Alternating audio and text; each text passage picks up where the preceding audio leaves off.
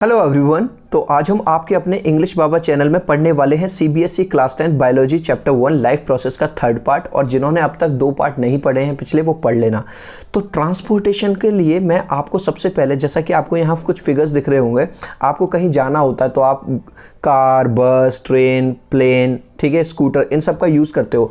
In fact जब आप school से घर या घर से स्कूल जाते हो तो हो सकता है आप स्कूल बस का यूज़ करते हो ट्रांसपोर्ट करने के लिए अपने आप को, ठीक है। इन द सेम वे आपकी बॉडी भी क्या करती है, ट्रांसपोर्ट करती है। किसका? वेस्ट मटेरियल का, ऑक्सीजन का और दूसरी चीज़ों का, ठीक है। सबसे पहले हम इसकी डेफिनेशन समझ लेते हैं।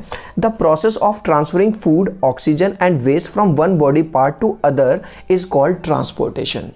यानी कि क्या है, ये जो प्रोसेस है जिसके थ्रू क्या क्या ट्रांसपोर्ट होता है, फूड, खाना, ऑक्सीजन और जो वेस्ट, खराब जो चीज़ें हैं जो हमारी बॉडी के अंदर एक पार्ट से दूसरे पार्ट में जब जाती है, इसे बोलते हैं ट्रांसपोर्टेशन। इसका स्क्रीनशॉट लेके रख लो आप।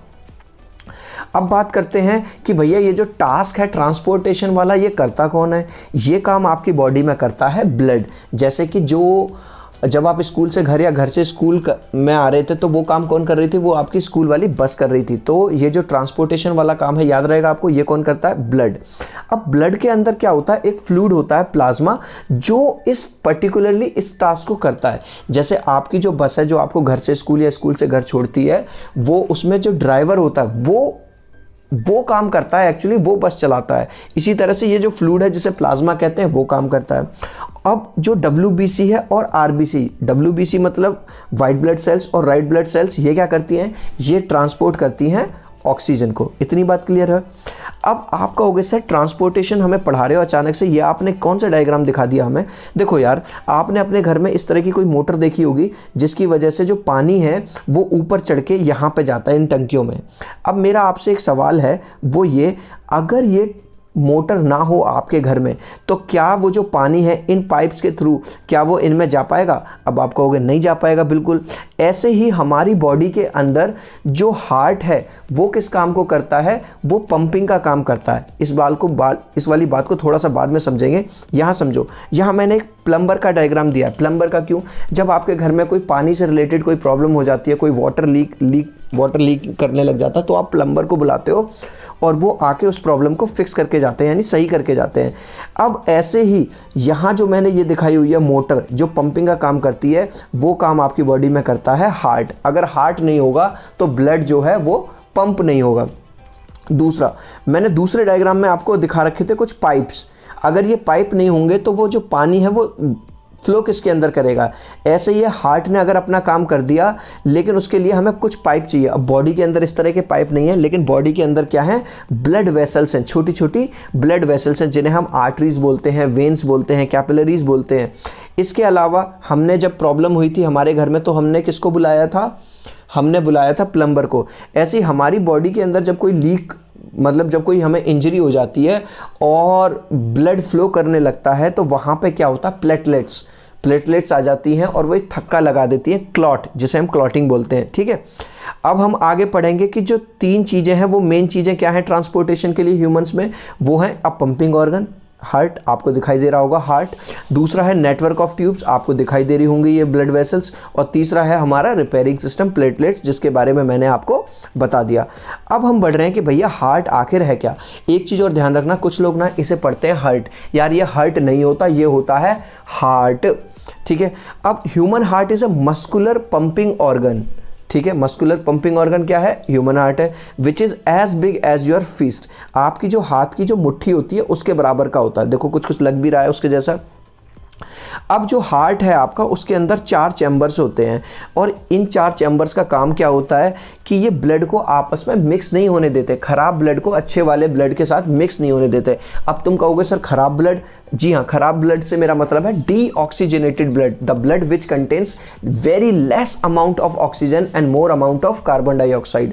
इस तरह का ब्लड जिसके अंदर कार्बन डाइऑक्साइड ज़्यादा होगा और ऑक्सीजन बहुत कम होगी, वो होगा डीऑक्सीजनेटेड। और oxygenated just opposite, the blood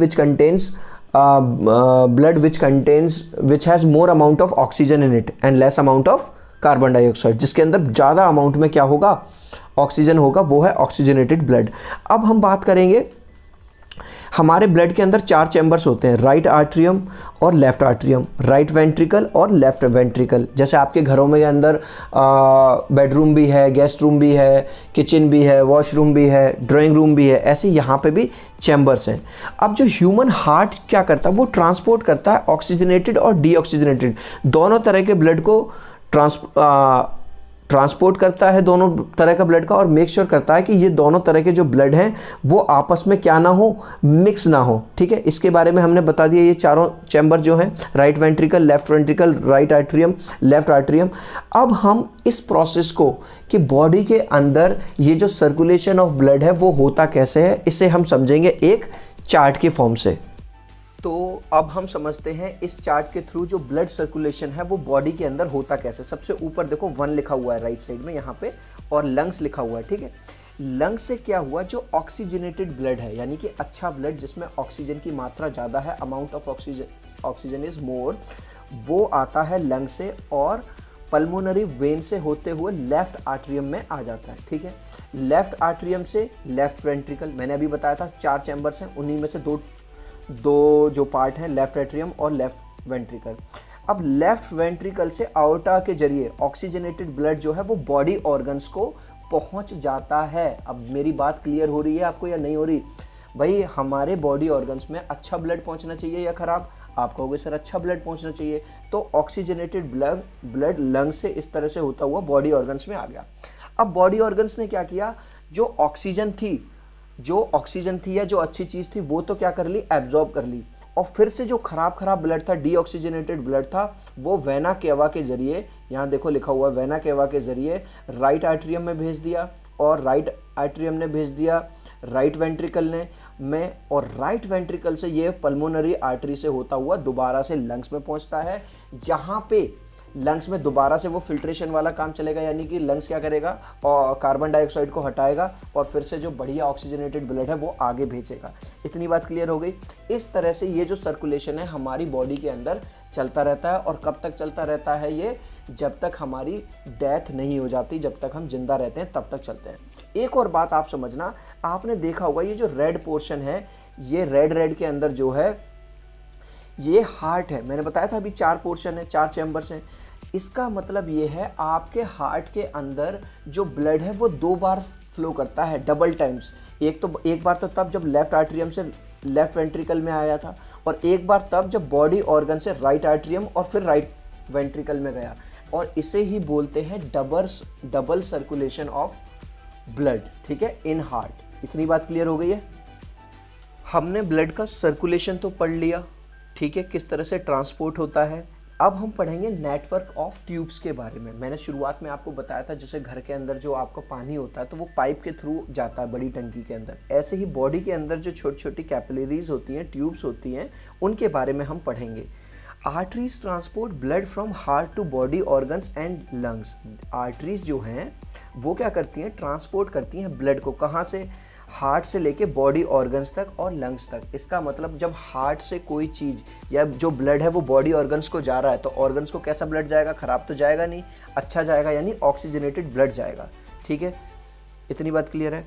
अब जो आर्टरीज होती हैं, इनकी जो वॉल्स होती हैं वो बहुत मोटी होती हैं, थिक वॉल्स होती हैं। Arteries have thick walls as blood pumped from heart flows at high pressure. क्योंकि जो ब्लड जो निकल के आता है हार्ट से वो बहुत हाई प्रेशर में निकल के आता है। अगर उसकी वॉल पतली होगी तो वो फट सकती है और इंटरनल ब्लीडिंग हो सकती है। ऐसा ना हो इसके लिए क्या होता है, आर्टरीज में थिक वॉल्स होती है। इस एग्जाम्पल को इस तरह से समझो, आपने ट्यूबवेल देखी होगी कभी, या आपको यहाँ डायग्राम में दिखाई दे रही है। अब ट्यूबवेल का इस पाइप को देखो जहाँ से पानी आ रहा है, और आपके घर में छोटे छोटे जो पाइप लगे रहते हैं उनके अंदर भी पानी फ्लो करता है। लेकिन आपके घर में जो पाइप लगे रहते हैं वो इससे पतले होते हैं, बहुत पतले, और इससे वीक होते हैं। क्यों? क्योंकि आपके घर में जो पानी का जो ट्रांसपोर्ट हो रहा है ना वो एक छोटे लेवल पे हो रहा है, तो उसे इतना मजबूत होने की ज़रूरत नहीं है, उतना थिक होने की ज़रूरत नहीं है। लेकिन इस पाइप के अंदर जो फ्लो ऑफ वाटर है वो बहुत बहुत ज़्यादा हाई प्रेशर से है इन कंपैरिजन टू आपके घर वाले प्रेशर से। ठीक है, तो इसलिए इसकी वॉल्स कैसी होंगी, थिक होंगी, ये मजबूत होगा। तो आपको ये वाली बात क्लियर होगी, आर्टरीज की जो वॉल है वो थिक क्यों है, क्योंकि जो ब्लड का जो प्रेशर है जो कि हार्ट से आ रहा है वो कैसा है, बहुत ज़्यादा हाई है। अब हम बात करेंगे वेन्स की। हाँ, एक चीज़ और मैं बता दूं, वेन्स पे बढ़ने से पहले आर्टरीज के अंदर जो ब्लड फ्लो होगा, अगर आप थोड़ा दिमाग लगा रहे होगे, वो होगा ऑक्सीजनेटेड ब्लड, यानी कि अच्छा वाला ब्लड, प्योर ब्लड फ्लो होगा। वेन्स के अंदर deoxygenated blood. Veins transport blood from body organs to lungs to heart.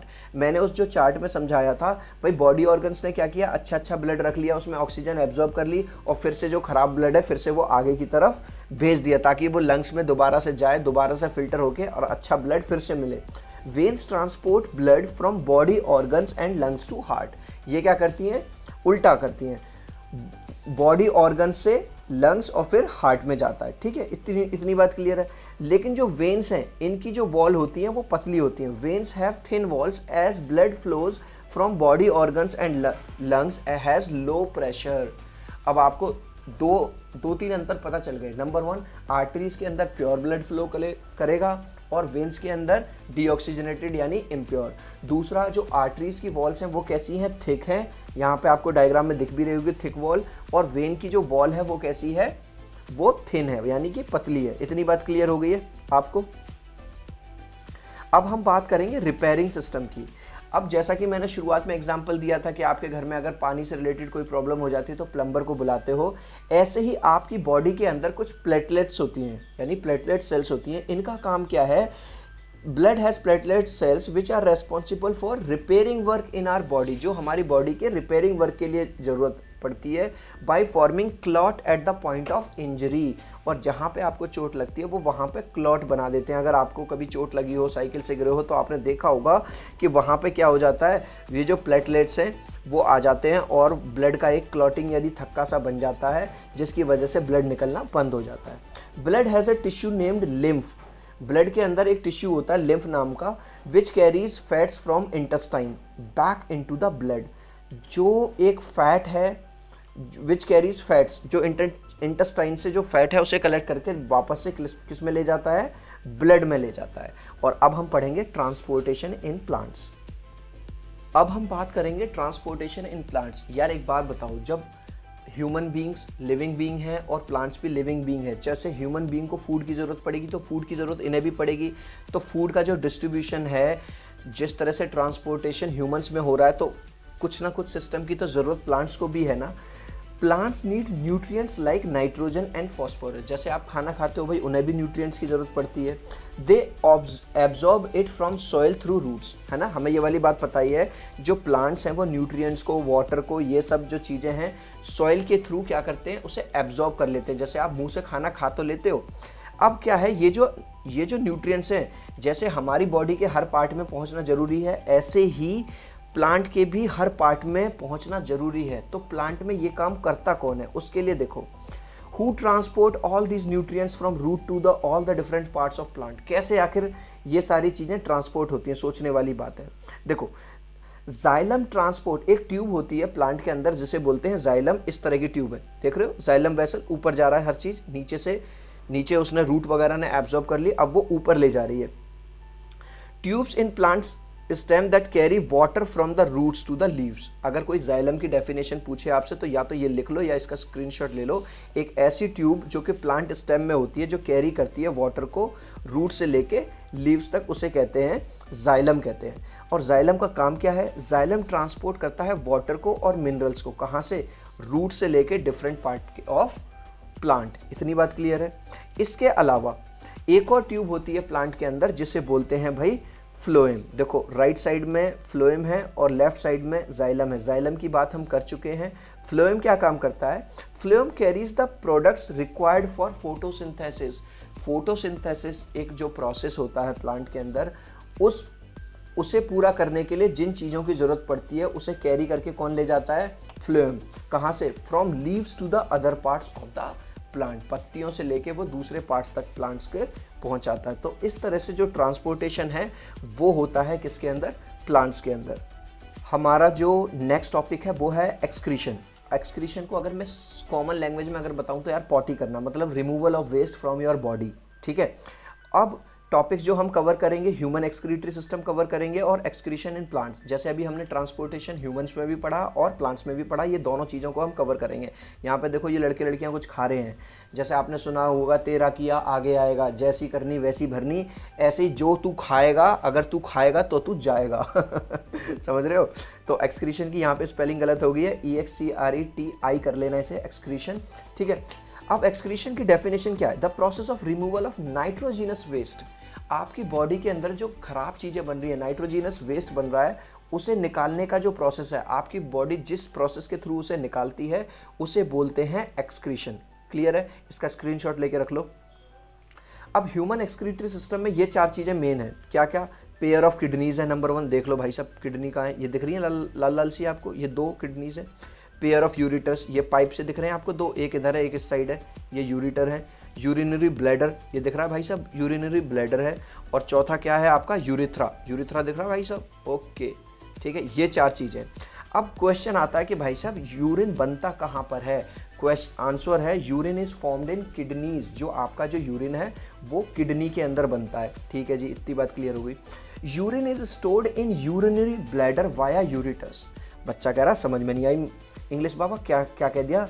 Urine जो है स्टोर होता है यूरिनरी ब्लैडर के अंदर वाया यूरिटस। देख लो भाई, किडनी के अंदर बना, किडनी के अंदर ये जो पाइप से लग रहे हैं यूरिटर में चलता हुआ किस में आ गया? ब्लैडर में आ गया। इतना आसान है, क्या बात है। अब क्या हुआ? Finally it is remove from urethra, और फाइनली वो यूरिथ्रा से बाहर निकल जाता है। Urine is stored in urinary bladder unless it Passage out through urethra. अब आपने देखा होगा भाई साहब, अगर आपको कभी टॉयलेट आ रहा हो बहुत तेज और आप बस में बैठे हो, जैसे ही झटके लगते हैं ना भाई साहब, अगर आपने फील किया हो तो यार ऐसा लगता है भगवान धच्ची आ रही हैं, बम्पर्स आ रहे हैं ना, जैसे ही कुछ वो आते हैं, ब्रेकर्स आते हैं, तो आपको, तो इसका मतलब है कि जो आपका जो टॉयलेट है, जो यूरिन है वो ब्लैडर में है, और जब तक वो यूरिथ्रा से निकलेगा नहीं आपको चैन मिलेगा नहीं। अब एक सवाल आता है हमारे दिमाग में, जो यूरिन है वो प्रोड्यूस कैसे होता है? How is urine produced? होता क्या है, हमारी बॉडी के अंदर जो वेस्ट बनते हैं जैसे यूरिया और यूरिक एसिड, जब बॉडी इन्हें बाहर निकालती है तो इसमें एक्सेस ऑफ वाटर ऐड हो जाता है और इससे बन जाता है यूरिन। क्या? यूरिया और जो यूरिक, जो कि वेस्ट हैं बॉडी के, नाइट्रोजिनस वेस्ट हैं, जब इसमें एक्सेस ऑफ वाटर बन जाता है तो क्या बन जाता है? फॉर्म हो जाता है, यूरिन फॉर्म हो जाता है। अब किडनी जो होती है उसमें फिल्ट्रेशन यूनिट लगी होती है, जिसे हम बोलते हैं nephrons. Kidneys have some filtration units called nephrons. ये नेफ्रॉन्स क्या करते हैं? ये यूजफुल जो न्यूट्रिएंट है, यानी कि यहाँ पे भी अगर थोड़ा बहुत भी कुछ अच्छी चीज़ है जो हमारी बॉडी के लिए, उसे भी ये एब्जॉर्ब कर लेते हैं, जैसे कि अमीनो एसिड्स को और कार्बोहाइड्रेट्स को। ठीक है, अब हम इसके बाद पढ़ेंगे एक्सक्रीशन इन प्लांट्स। प्लांट्स में एक्सक्रीशन किस तरह होता है? देखो, ह्यूमन बॉडी में अलग तरह से होगा और प्लांट्स में अलग तरह से होगा। यहाँ पे मैंने कुछ आपको डायग्राम दिखाए हुए हैं। ये एक तरह का एक्सक्रीशन है, चाहे वो पत्तियों में दिख रहा हो, पानी के फॉर्म में दिख रहा हो, ये इस गोंद की फॉर्म में दिख रहा हो। ठीक है, एक्सक्रीशन जो ऑक्सीजन है, जो ऑक्सीजन निकलती है प्लांट्स के अंदर से, वो भी एक तरह का वेस्ट ही तो है प्लांट्स के लिए। तो भाई जब during photosynthesis, oxygen is a waste of plants which is release during photosynthesis. सही बात है। दूसरा देखो, आप अगर सुबह सुबह घास पे अगर कभी चले हो तो आपने शायद, आपको कभी मतलब ऐसे सोचा हो, यार रात में बारिश तो पड़ी नहीं है तो फिर ये घास गीली क्यों है? तो वो होता है ट्रांसपिरेशन की वजह से। Transpiration removes excess water of plants. ये एक प्रोसेस होती है, अभी हम इसे तो नहीं पढ़ेंगे, अभी बस हम एक्सक्रीशन पढ़ रहे हैं।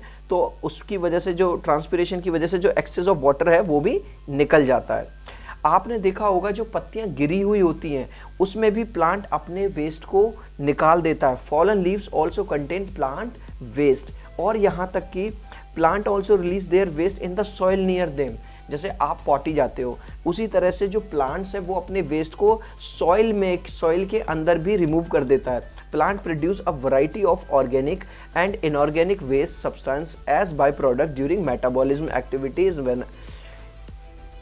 Activities in a different ways. ठीक है, तो वो अपनी रूट्स के थ्रू वहीं पे, कहाँ पे? सॉइल में उसे निकालता रहता है। और कुछ अलग तरह से भी हैं। There are many other ways by which a plant removes its waste. देखो, इस वाले प्लांट ने अपना वेस्ट इस तरह से निकाला हुआ है, इसने इस तरह से निकाला हुआ है। ठीक है, तो यहाँ पे ये खत्म हो जाता है। अब हम जल्दी से इस पूरे चैप्टर में, ये 3 पार्ट मैंने बनाए हैं, तीनों पार्ट का आपको जल्दी से रिवीजन करा देता हूँ। हमने शुरुआत में पढ़ा था लाइफ प्रोसेस के बारे में, कि लाइफ प्रोसेस वो प्रोसेस है जिसकी वजह से लिविंग ऑर्गेनिज्म जिंदा रहता है, और काफ़ी सारी हमने पढ़ा था कि उनके अंदर रेस्पिरेशन भी होता है, उनके अंदर ग्रोथ भी होती है, वो मूवमेंट भी शो करते हैं। फिर इसके बाद हमने पढ़ा था the process of consuming food is known as nutrition. जो लिविंग बीइंग होंगे उन्हें न्यूट्रिशन की जरूरत पड़ती है। हमने पढ़ा था ऑटोट्रॉपिक मोड ऑफ न्यूट्रिशन क्या होता है, जो ग्रीन प्लांट्स में होता है, एट्रोट्रॉपिक जो एनिमल्स में होता है। फिर हमने पढ़ा न्यूट्रिशन ह्यूमंस में कैसे होता है।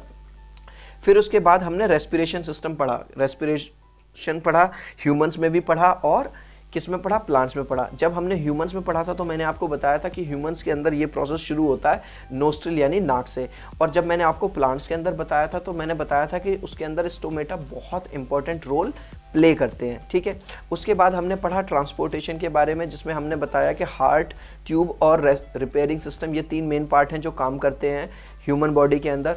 और जो प्लांट्स के अंदर ह्यूमन जो ट्रांसपोर्टेशन होता है वो होता है जाइलम के थ्रू और फ्लोएम के थ्रू। इसके बाद हमने बात करी एक्सक्रीशन की, और हमने बताया कि भैया जो वेस्ट प्रोडक्ट है बॉडी के अंदर उसे निकालने की प्रक्रिया को, उसे निकालने के प्रोसेस को एक्सक्रीशन कहते हैं।